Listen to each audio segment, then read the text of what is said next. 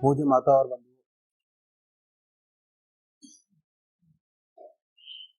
अभी एक भजन होगा और भजन के साथ साथ सभी भाई बहन अपने अपने इष्ट का ध्यान करेंगे। ध्यान कैसे करें? बहुत शॉर्ट में ध्यान करने का तरीका मैं आपके सामने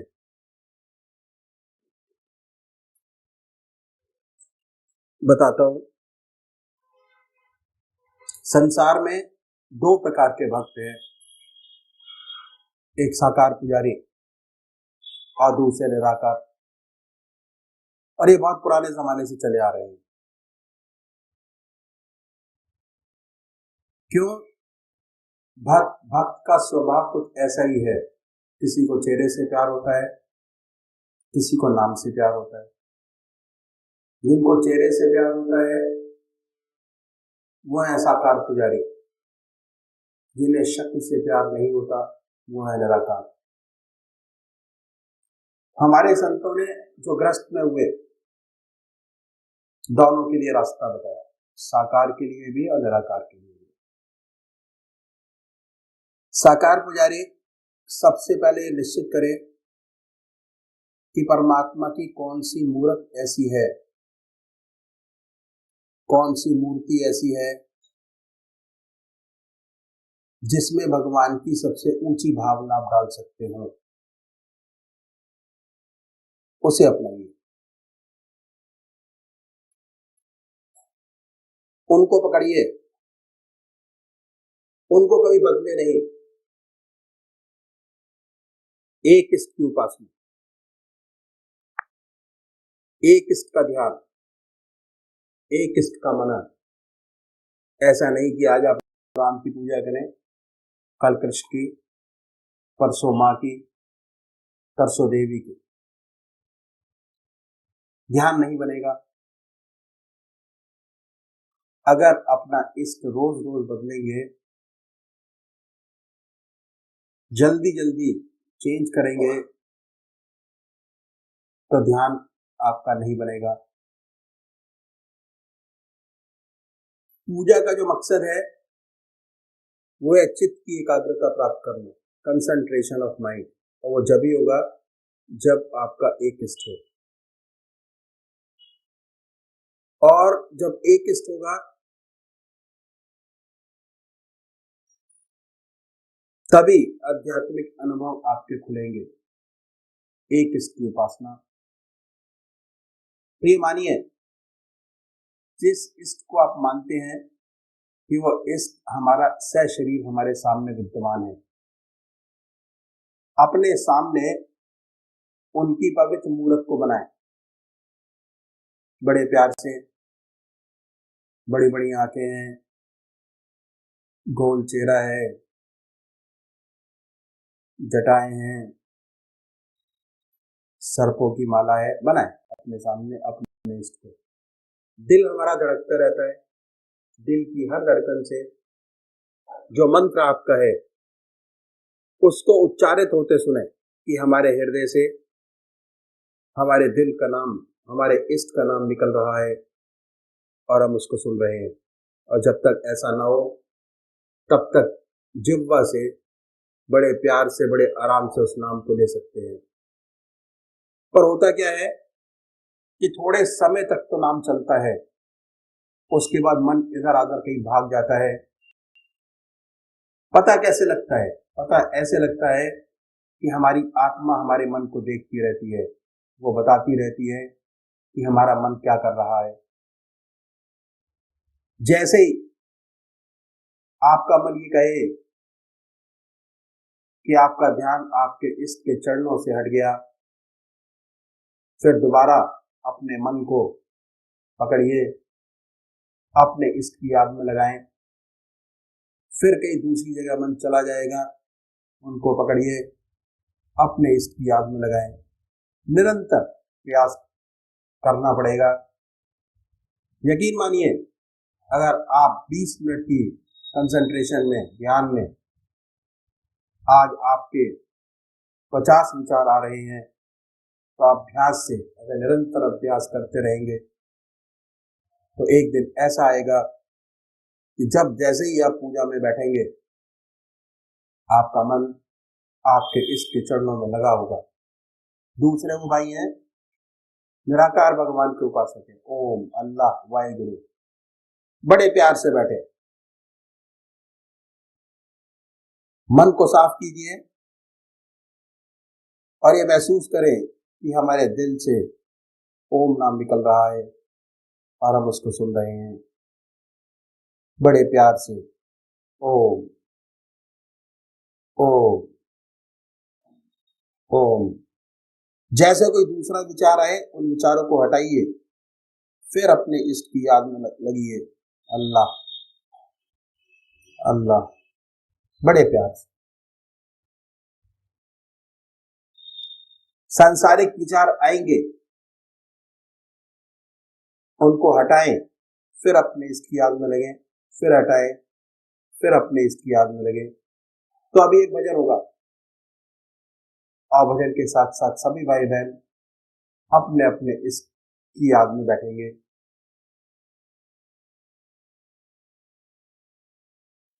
तेरे दर ते सवाली बन आ गया,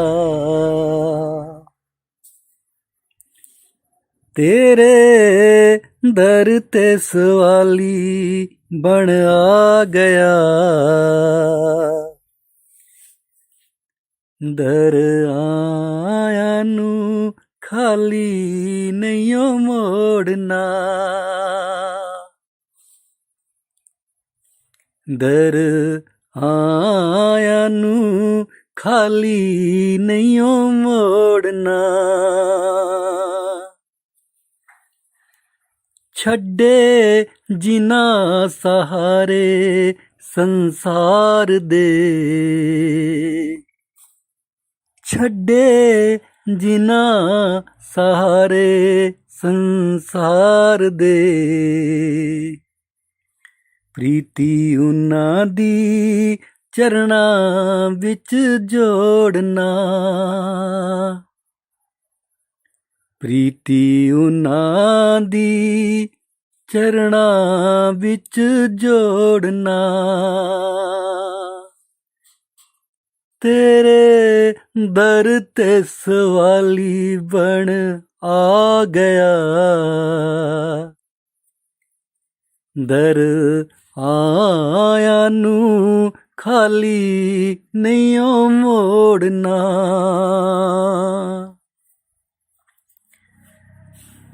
सतगुर जी हुण किरपा कर दियो, नाम दे रंग बिच रंग दियो चोला,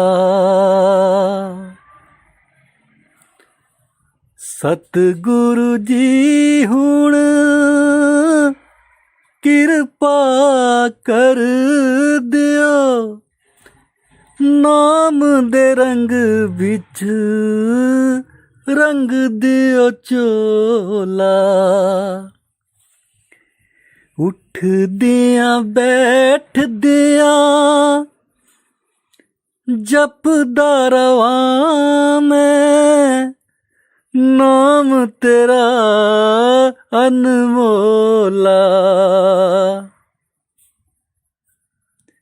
उठ दिया बैठ दिया जपदा रवा मैं, नाम तेरा अनमोला,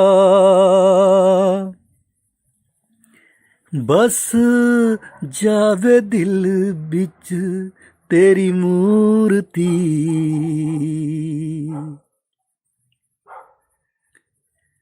बस जावे दिल विच तेरी मूर्ति,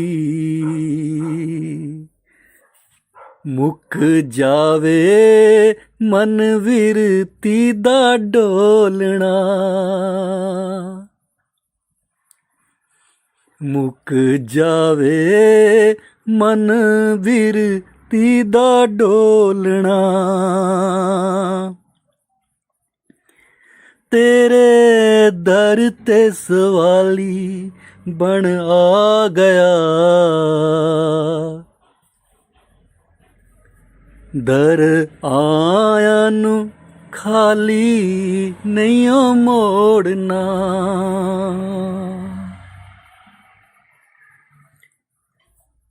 ਝੂਠੇ ਜਗ ਦੇ ਛੋੜ ਸਹਾਰੇ,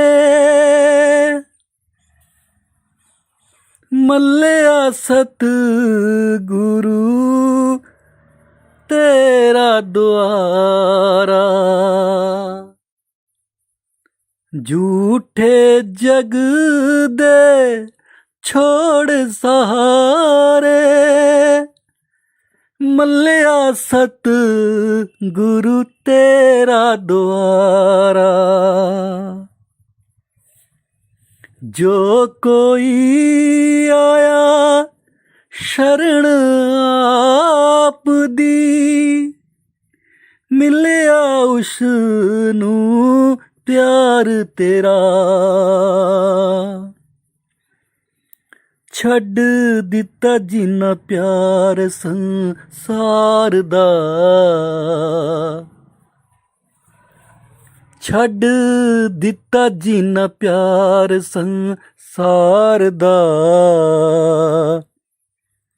ਪ੍ਰੀਤੀ ਉਹਨਾਂ ਦਿਆਂ ਚਰਨਾਂ ਵਿੱਚ ਜੋੜਨਾ, ਪ੍ਰੀਤੀ ਉਹਨਾਂ ਦਿਆਂ ਚਰਨਾਂ ਵਿੱਚ ਜੋੜਨਾ, ਤੇਰੇ ਦਰ ਤੇ ਸਵਾਲੀ ਬਣ ਆ ਗਿਆ, ਦਰ ਆਇਆ ਨੂੰ ਖਾਲੀ ਨਹੀਂ ਓ ਮੋੜਨਾ।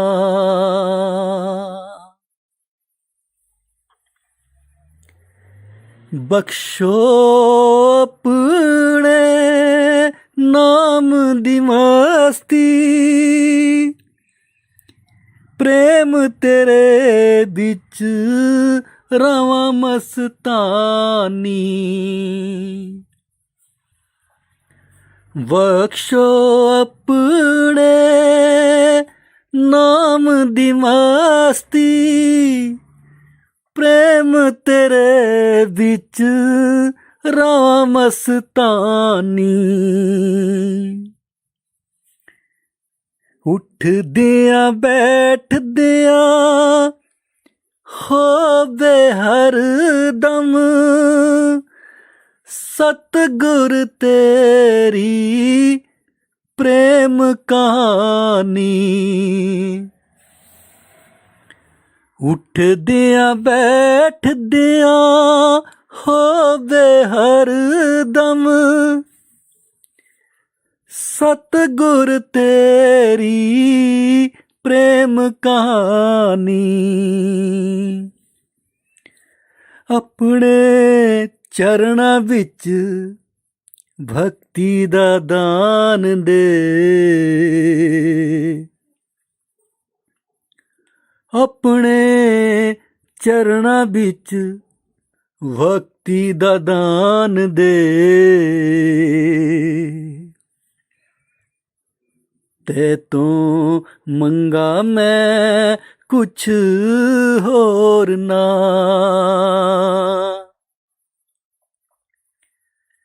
ਤੇ ਤੂੰ ਮੰਗਾ ਮੈਂ ਕੁਛ ਹੋਰ ਨਾ,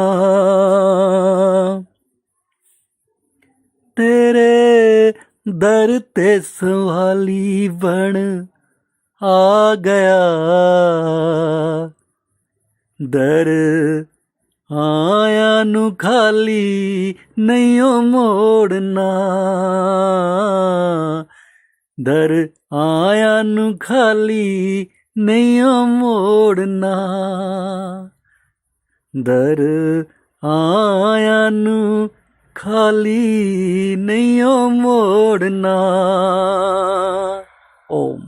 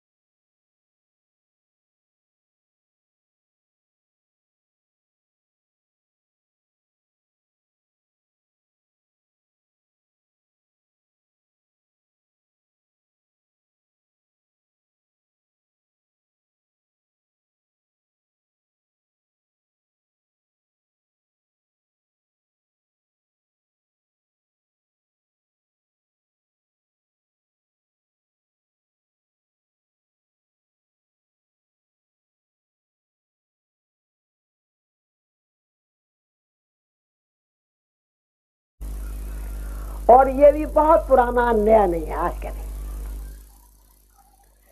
आपने राजा जनक का नाम सुना है। राजा जनक राजा होते हुए विधेय कहलाया और अपने जमाने का इतना ऊंचा ब्रह्मज्ञानी था। बड़े बड़े महर्षि अपने शिष्यों को उसके पास टेस्ट के लिए, इम्तिहान के लिए भेजते। अगर राजा जनक कह दे कि ब्रह्मज्ञानी है तो है, अन्यथा नहीं। इतना ऊंचा ब्रह्मज्ञानी था। राजा होते हुए राज का सारा कार्यभार संभालता था और वो भी बड़ी दक्षता के साथ चलाता था, साधारण नहीं। जब राजा जनक राजा होते हुए इतनी जिम्मेदारियां लेते हुए एक ब्रह्मज्ञानी हो सकता है, तो आप क्यों नहीं हो सकते? आपके पास तो इतनी जिम्मेदारियां नहीं, तो राजा जनक के पास थी, आपके लिए क्या देता? आप भी हो सकते, कोई शुबा नहीं, और इसी जन्म में हो सकते। तो ये रास्ता इति मार्ग कहलाता है।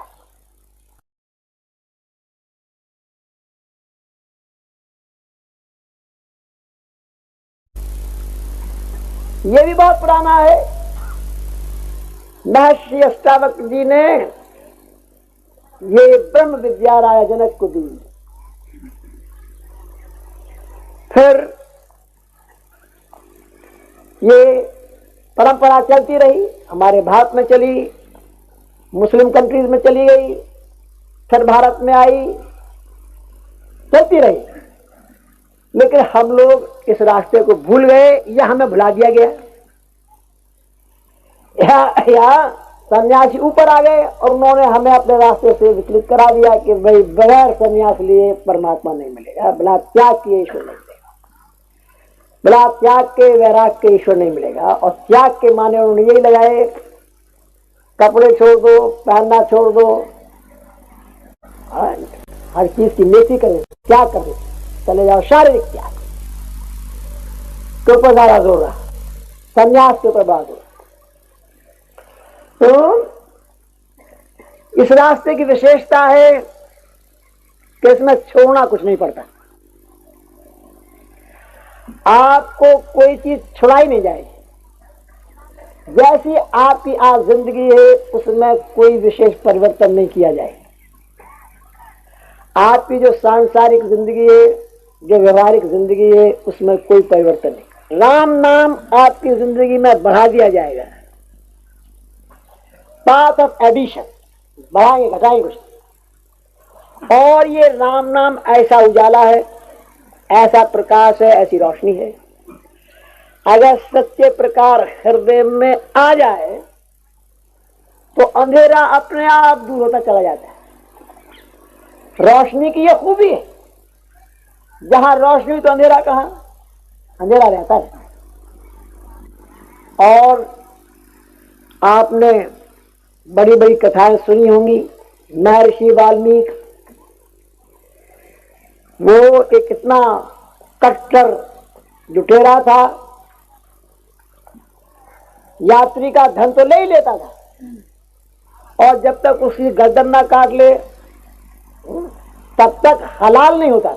हलाल की कमाई खाता था, माल ले ले और गर्दन भी काट ले, ये उसकी हलाल की कमाई।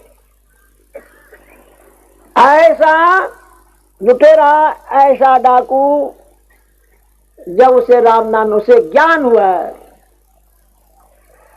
राम नाम उसे मिला,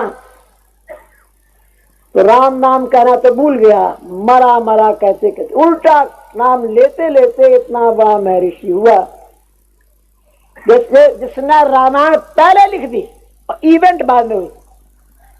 इतना ऊंचा महर्षि, रामायण पहले लिख दी, इवेंट बाद में हुई, हुआ बाद में, लिख पहले दिया। इतना ऊंचा महर्षि हुआ। तो ये राम नाम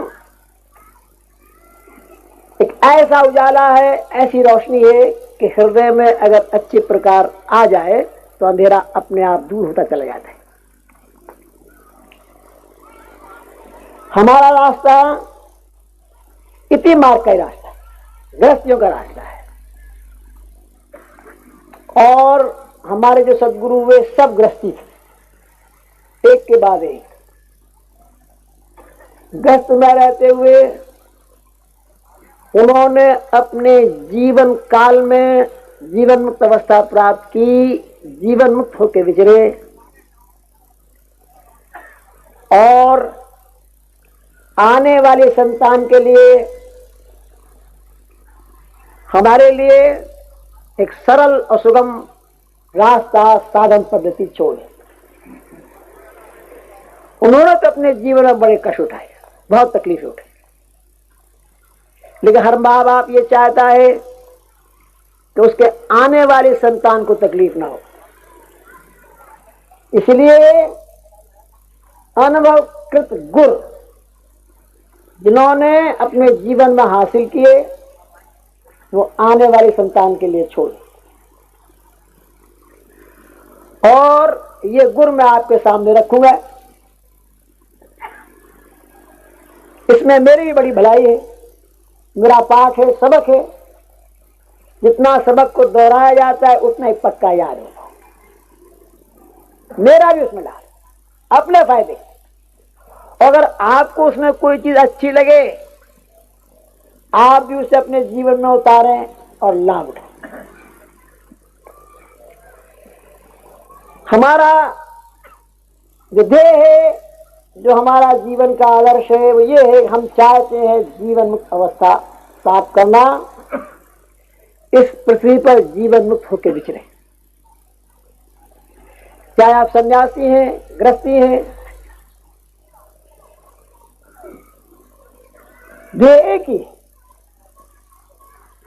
और जीवन मुक्त अवस्था प्राप्त किए हुए प्राणी में दो विशेष बातें पैदा हो जाती हैं। पहली ये कि उसे 24 घंटे निरंतर परमात्मा का ध्यान बना रहता है, उसकी याद बनी रहती है, उसका हुजूर बना रहता है। जीवन के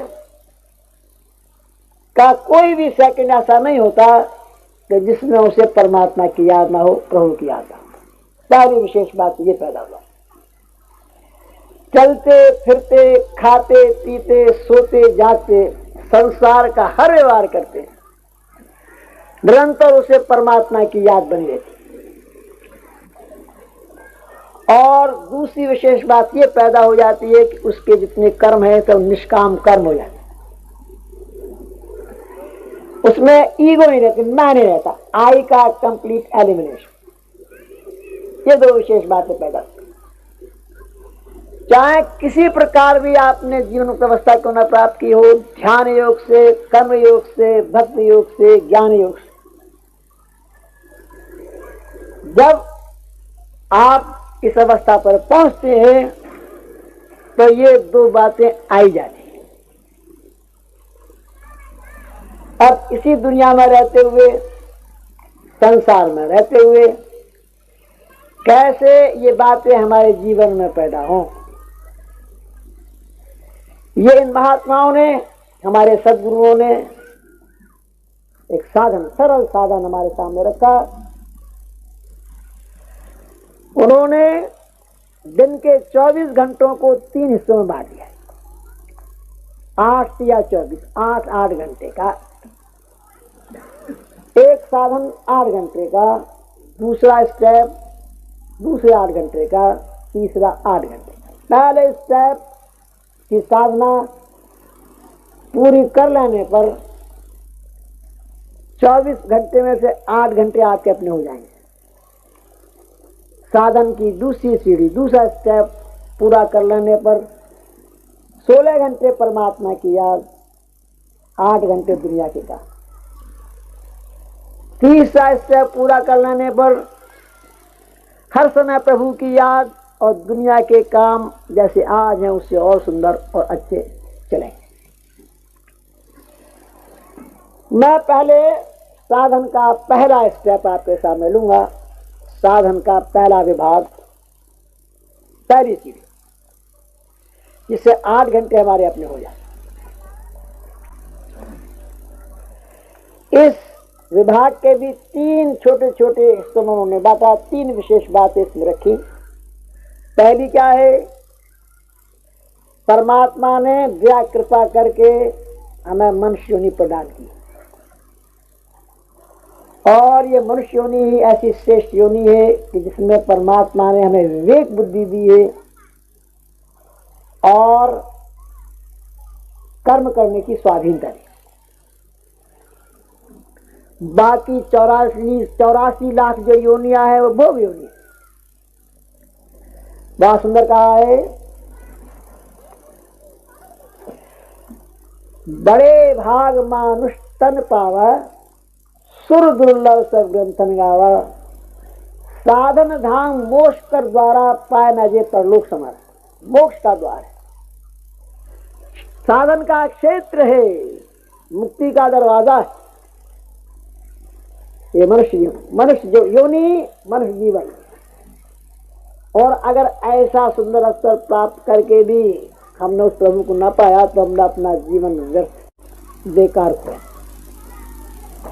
देवता भी इस योनि के लिए तरसते हैं, क्योंकि यही एक ऐसी योनि है कि जो हमें परमात्मा से मिलाती है, प्रभु से एकाकार कराती है। कबीर साहब ने कहा है, कबीरा हर की भक्ति कर तज विषयारस चोंच, बार बार नहीं पाइए मानुष जन्म की मौज। फिर ये मनुष्य योनि प्राप्त होना, मिले न मिले, प्रभु ने अवसर दिया है, हमें उसका पूरा पूरा लाभ उठाना चाहिए, पूरा पूरा फायदा उठाना चाहिए। इस सेवक के गुरुदेव कहा करते थे, विषय वासना के आनंदी, मिथ्या जन्म बिगाड़, मानुष जन्म गरीब न फिर कर ले हरि सो प्यार। बार बार होने वाला है। अपने प्रभु से प्यार कर, परमात्मा से प्यार कर, जीवन की अवस्था प्राप्त कर। तो हमारे महर्षियों ने हर व्यक्ति के लिए, हर मनुष्य के लिए ये नियम बना दिया